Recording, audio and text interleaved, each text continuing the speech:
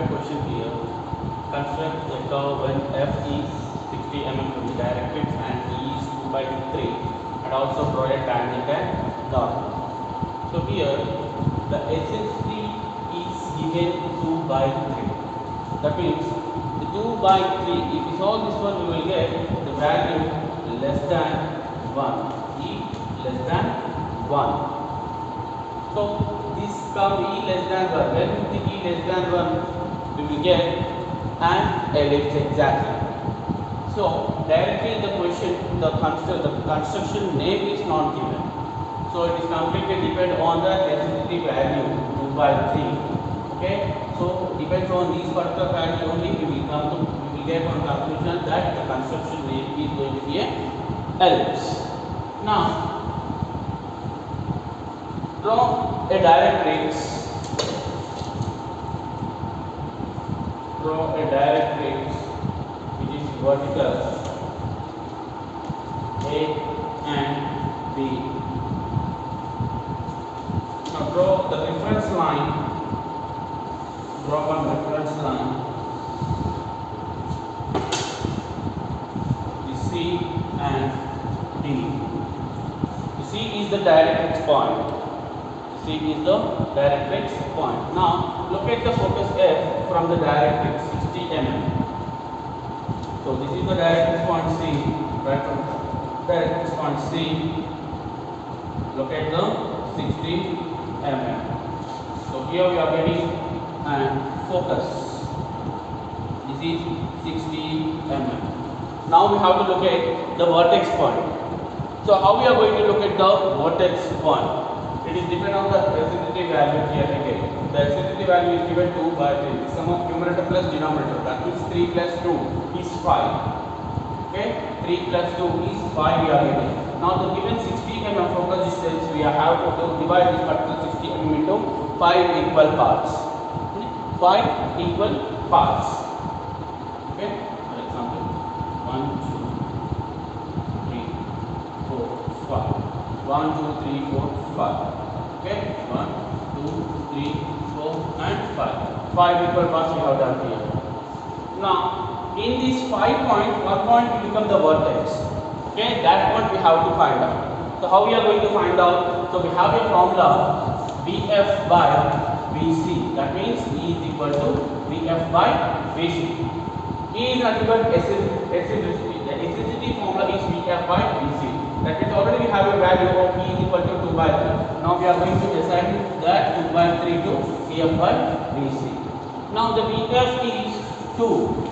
VF is 2. Here V is vertex, F is focus.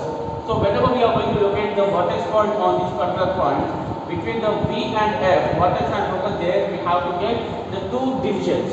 That means if we are going to locate the third point as V, between the VF we will get the two partitions here.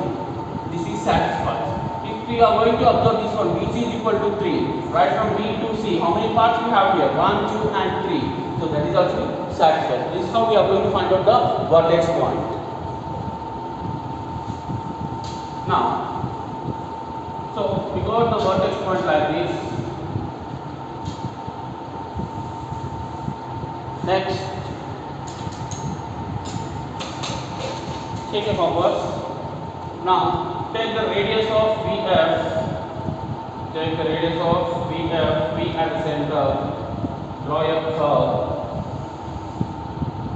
Okay, towards directrix. Draw a curve towards directrix. Now join V to the curve vertically. This point is E. Now draw V to E this straight line.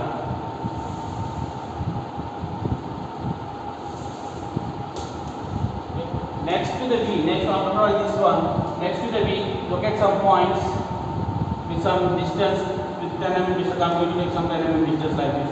After V, 1 10 mm, next one to 2 10 mm, and 3, 4, 5, 6 like this.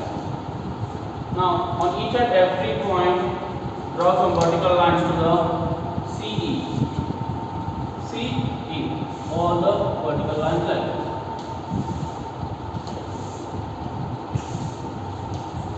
On the horizontal line.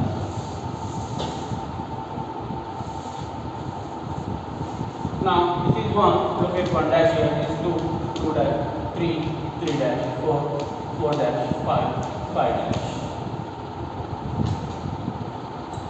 So take the compass again.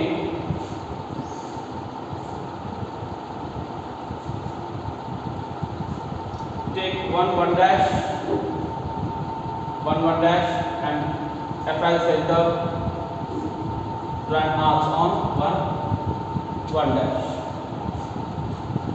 Apply center 1 dash. Next 2 dash, apply center 2 dash. 3 dash, apply center 3 dash. 4 dash, apply center 4 dash. Next 5 dash, apply center 5 dash. Next draw one more line. You get the 6 dash, 6 dash, apply center 6 dash. Next one more point. So till the arcs has to be get on the reference line itself. 7 dash straight. 7 dash apply center here. Okay. Now these are the path of the point starts with V. Join all the path of the points together and ellipse here.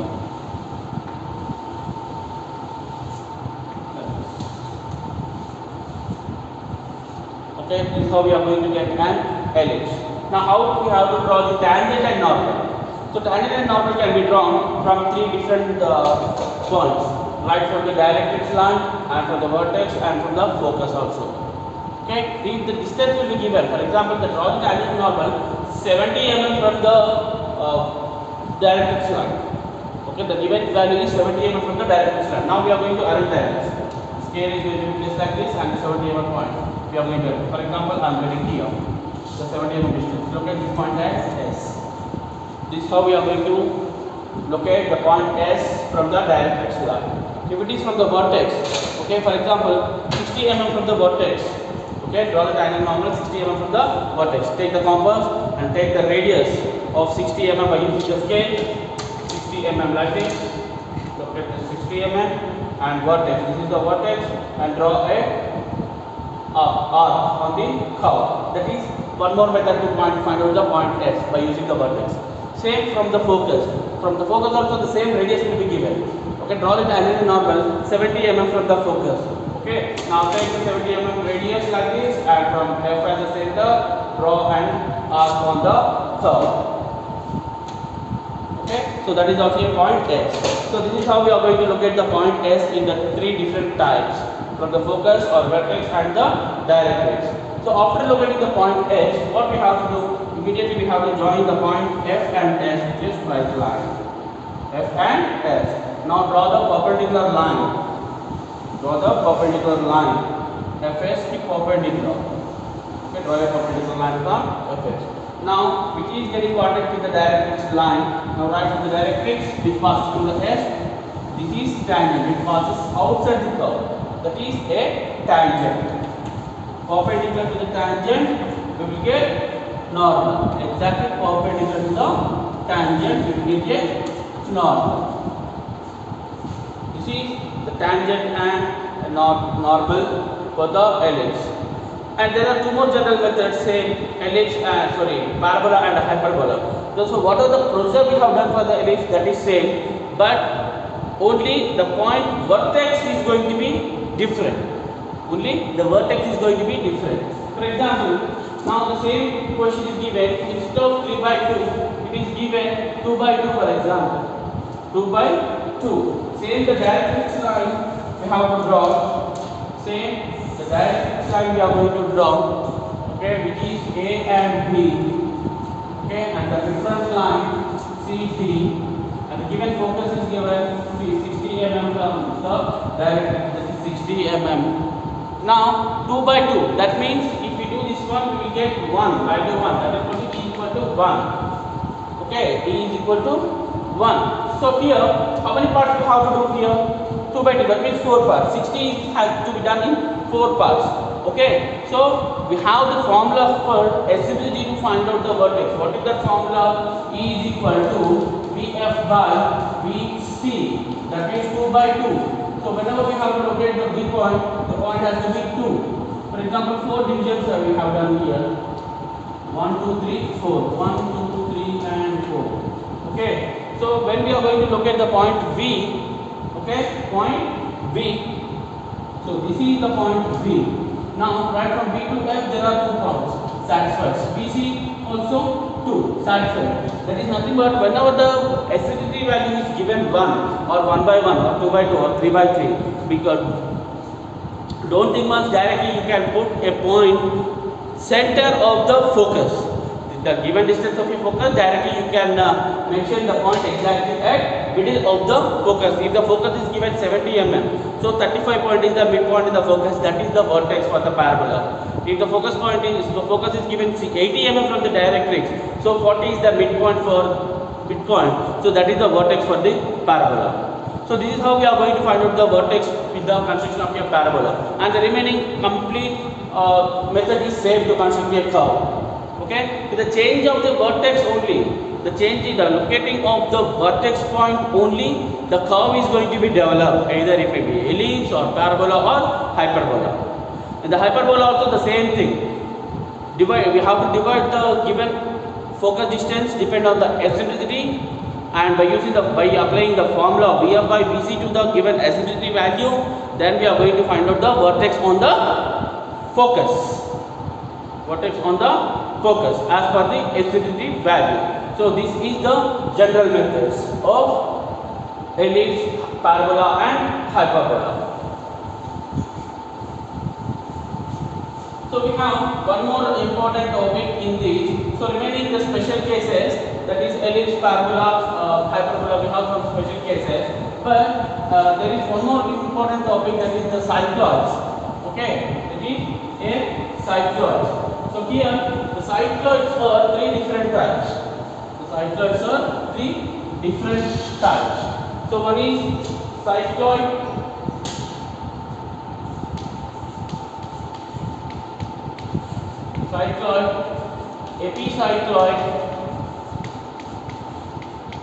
epicycloid, and hypocycloid. Epicycloid and hypocycloid. Cycloid, epicycloid and hypocycloid. The combination of these 3 is called as cycloidal curves. So here also we are going to find out the curves itself. But how the curves we are going to get? So here the curves we are going to find out whenever a roller or a coin or a ball, anything which rolls on the surface and completes one rotation. Okay, that means if I have a roller,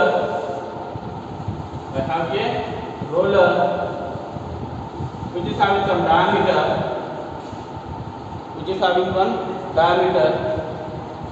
completes one rotation on the surface. For example, it is getting contact here. Now the roller is arranged on a table. Okay, on a table. If it applies some force to push this particular roller in the forward direction, it moves in forward direction like this, and finally reaches to here. Okay, so it may be completes one rotation, 1.5 rotation, or 2 rotations to complete, to reach from this end to this end. But we are not going to consider the complete length of the table. Only we are going to consider in one rotation how much area it has been covered. In one rotation, how much area it has been covered. That means, so before starting of the rotation, the point is located here. The contact of the roller and the surface of the table is P, for example. If it moves to the next point, the maybe P reaches to here, the same P. And if it moves in the other direction, the maybe P reaches to here, and when it reaches here, it may be complete one rotation. So the path of the point, all we are going to get contact like this, that is a curve developed by using a cycloid. Okay, so here we have to consider, we have to find out the curve, that means the path of the point. Whenever the roller rotates one rotation on the particular surface, so in one rotation how much area it has been covered, and what are the path of the points we got when it rotates from one end to the other end in one rotation. That one we have to find out. So we have a question in the same epicycloid also, the same concept we are going to apply, but the roller is going to be rotate on the other roller. Here in the cycloid we have used the surface, a flat surface table we have used here. But coming to the epicycloid, two rollers will be used. One is the largest and one is the smaller one. For example, the smaller roller is 50 mm diameter. That 50 mm diameter is going to be rotate on the largest roller, which is having some 60 diameter or like that. For example, the largest roller we have here, this is called the directrix circle. The largest circle is called a directrix circle. Now we are going to place a small roller like this, which is having some 50 diameter, and this is some 60 diameter. This 60 diameter, this is 25 diameter. So 50 diameter. Not 60. Say take some 120 diameter. This is 120 diameter and this is 50 diameter. Okay. Now the roller is placed on the other roller, the smallest roller. This is called the generating circle. So whatever the roller which is rotating, that is called also a generating circle. And the largest roller is called a directrix circle. In the cycloid also, the circle, the roller which is rotating, that is called a generating circle. On the surface is called a directrix line. Okay. Now the circle, smallest circle, rotates on the other circle. So before rotating, when it is in the constant position, the point P is here. Now it is in the constant position. Now the same circular, the same roller moves in the forward direction. Maybe the point P reaches here. Here. Finally reaches again to the contact for one complete rotation. So this is the path of the point. These are the path of the point and curves is developed. So the distance of this one, only this much area is covered to get one complete rotation. So how we can calculate the distance? This distance can be calculated by using the angle. So what is the complete roller angle here? 360, right? 360 into smaller, make the smallest generating circle radius smaller by capital R. That means the directrix circle diameter. So we will get some angle. That angle is going to be taken here. This is epicycloid. The same hypocycloid is also same, right? The concept, the roller will rotate inside the largest one. Inside the largest one, like this.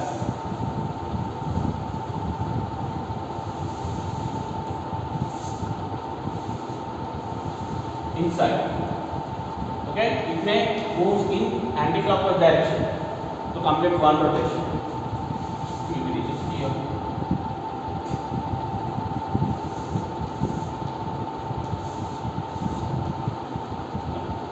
So the curve will get in reverse. The concept is same, but the rotation is in anti-clockwise direction because this connection is in inner.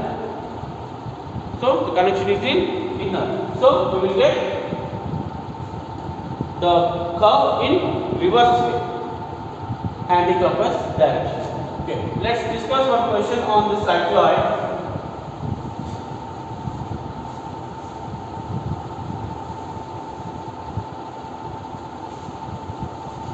For example, now we have a question here.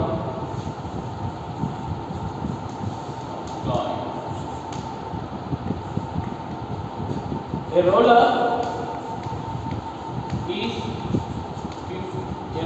is 50 mm diameter.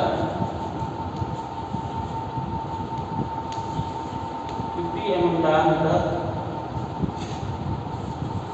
completes one rotation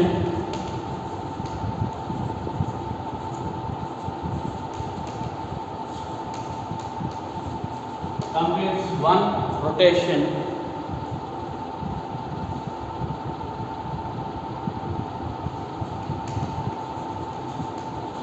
without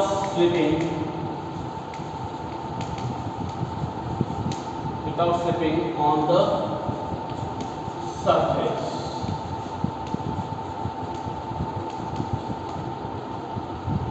Trace out path of the points. Trace out path of the points and also draw a tangent normal. So tangent normal is common for everything. Draw tangent and normal. Okay. So first we are going to find out. We are going to take the radius of the given diameter. So 50 mm, take some 20 mm radius and develop the circle.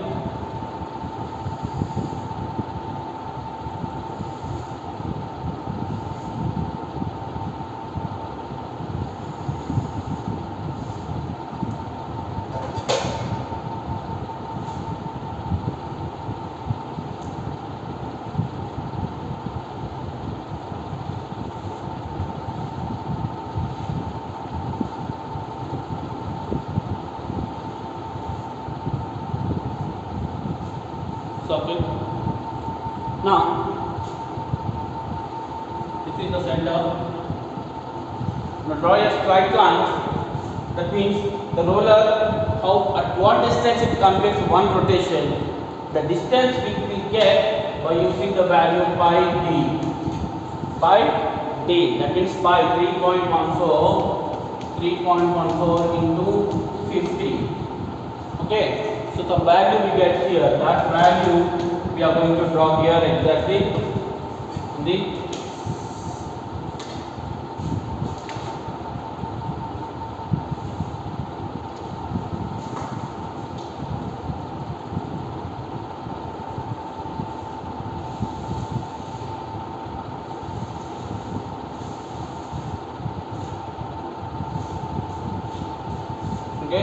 a straight line.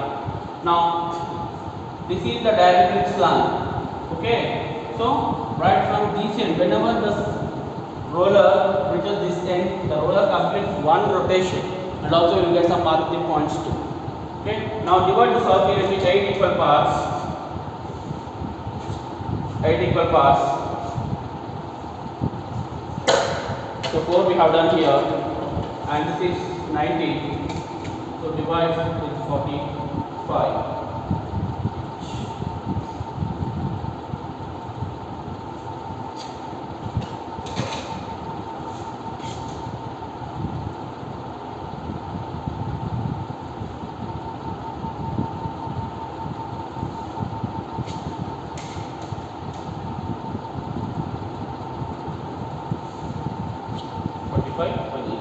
So this is 1, 2, 3, 4, 5, 6, 7, 8.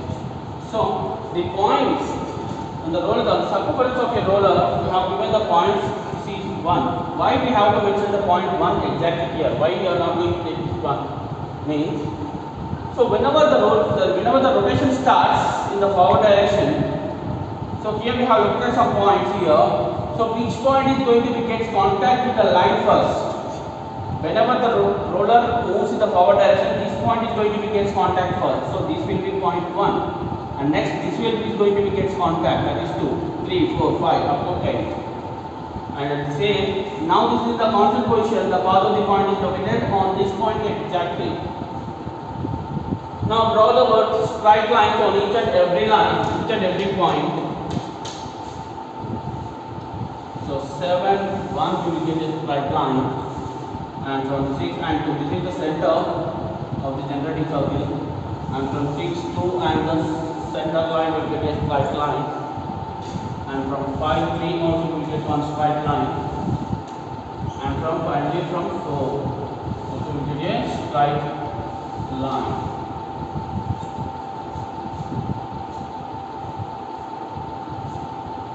Okay, so these are the points. Now, whenever the roller moves to get the path of the point, obviously the center will also moves. The center will also move on the center line. This is the line. So first we have to locate the center point. If the point, whenever the roller is in the constant, the center is here. Whenever the point 1 is getting contact here, that means here the circle is going to develop. Obviously the center will move. Whenever the 2 is gets contact with the line here, again the center moves. In that way we get 8 centers. Whenever the roller completes one complete rotation, we will get 8 centers. That 8 centers we have to locate here. How we are going to locate? First we are going to divide the directrix line into 8 equal parts. 1, 2, 3, 4, 5, 6, 7 and 8. 8 equal parts. Now try to 1, we will get C1 over here. Try to go to the center, this is C2. Try to 3, C3. Try to 4, C4. Try to 5, C5. Try to 6, C6. Try to 7, C7. Try to 8, C8. Now take the radius of the circle again. Take the radius of the circle and make C1 as the center. Draw the first line. C1 as the center. First line. C2 as the center. Second one. C3 as the center. Third one. C4 as the center. Fourth line. C5 as the center. Fifth again. C6 as the center. Seventh. C7 as the center. Seventh. C8 as the center. Eighth. So these are the paths of the points. These are paths of the points. P1, P2, P3, P4, P5, P6, P7, P8. So these are join these particular points with a curve and free hand. This is how we are going to get a curve in the cycloid. Now draw the tangent and normal. Draw the tangent and normal. How we are going to draw the tangent and normals here? We can draw from the directrix line at the same time from the center of the circle too. So right from the directrix line we can take the distance like this. With the given distance, look at the point S. Look at the point S. Or from the center of the directrix, say take the radius and make the center of generating circle as center and cut the curve. And this is S. This is S. Now take the circle radius again. Take the circle radius again and make this S as a center. Make S as a center. Draw the arc on the center line. This is M. Now draw the one vertical line to the directrix line from M. Here we are going to get a normal. Draw a line which passes through the curve. This is normal. Now perpendicular to this normal is tangent. So in the ellipse, hyperbola and parabola, first we are going to find out the tangent, then after we draw the normal. Coming to the cycloidal curves, first we have to draw the normal, then after we are going to draw the tangents here. Okay. In the same way, rollers on the roller inside the roller. That means epicycloid and hypocycloid will also, we are going to do the same method, same kind of the operations we are going to apply here. But the finding the area, that means in how much distance the roller is complete to get one rotation. Okay, so that is very important. We are going to find out by using the angle as I shown before, 360 into smaller by capital R. So this is the first unit of the cycloidal curves and the conical sections. Thank you.